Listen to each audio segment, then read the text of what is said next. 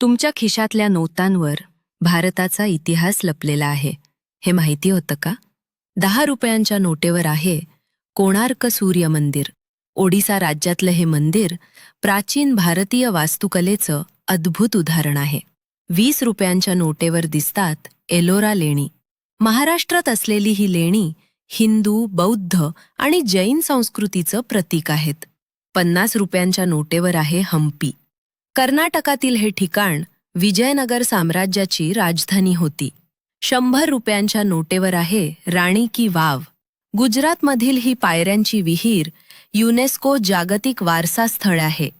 200 रुपयांच्या नोटेवर आहे सांची स्तूप.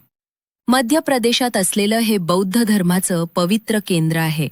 आणि 500 रुपयांच्या नोटेवर आहे लाल किल्ला.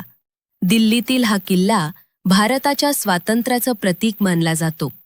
आता सांगा, तुम्हाला सगळ्यात आवडलेली नोट कोणती?